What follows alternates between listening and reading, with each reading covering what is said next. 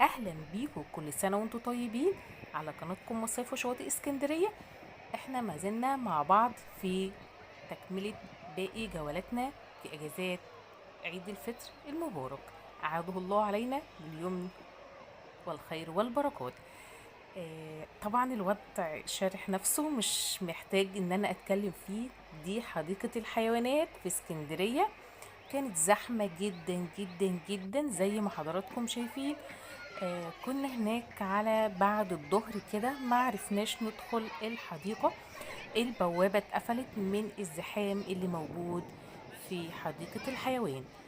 هنشوف مع بعض كل التفاصيل عن حديقة الحيوانات. حديقة الحيوانات بتكون مزدحمة بس في الأعياد والمناسبات، لكن في أيام الصيف مش بتكون بالشكل اللي حضراتكم شايفينه ده. حديقة الحيوان موجودة فين؟ حديقة الحيوان موجودة في سموحة، بالتحديد في منطقة عزبة سعد. بنروح لها ازاي؟ بنروح لها من اي مكان حضرتك بتنزل فيه. لو محطة مصر بتنزل محطة مصر وبتركب سموحة عزبة سعد وبتنزل قدام الحديقة بالظبط. ولو جاي من العوايد او المحمودية بتركب اي مشروع داخل عزبة سعد وتقول له نزلني النزهة. بتنزل على البوابة على طول. تركب ب3 أو 4 جنيه وتنزل أمام بوابة النزهة. آه، الدنيا زحمة جدا، بس الأجواء بصراحة جميلة جدا. الحدائق والمتنزهات كانت زحمة بطريقة رهيبة في العيد في اسكندرية، لأن ده بيكون المتنفس الوحيد لناس الناس البسيطة اللي موجودة عايزة تفسح ولادها ويستمتعوا بالعيد.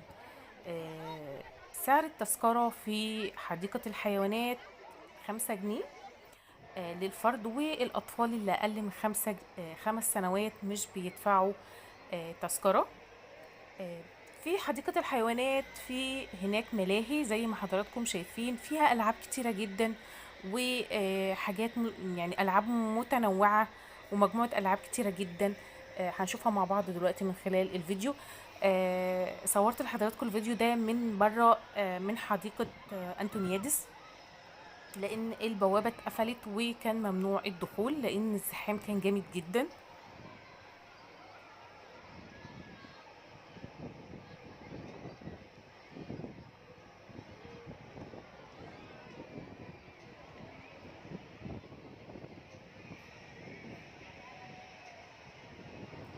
حديقة الحيوان مجاورة لحديقة أنتونيادس. أنا نزلت فيديو لحديقة أنتونيادس، ولسه في فيديوهات كتيرة جاية عن حديقة أنتونيادس وحديقة الحيوانات. برضو هننزل مخصوص نعمل لكم فيديو ليها بالتفصيل علشان نشوف الحيوانات اللي موجودة هناك وكل التفاصيل عن حديقة الحيوانات. ما تنسوش تدعموني بالاشتراك في القناة، لأن القناة لسه صغيرة وعايزين نكبر مع بعض أكتر وأكتر. وكمان هنكون دليلكم في الصيف عن اخبار الشواطئ واسعار الشواطئ والشقق. هيكون معانا شقق جديده واسعار جديده لمتابعين القناه، قناتكم مصيف وشواطئ اسكندريه. يلا اشوفكم على خير في جولات كتيره جايه عن اسكندريه الجميله وشواطئ وجمال شوارع اسكندريه. متنسوش تدعموني بالاشتراك في القناه، وكل سنه وانتم طيبين وعيد سعيد عليكم.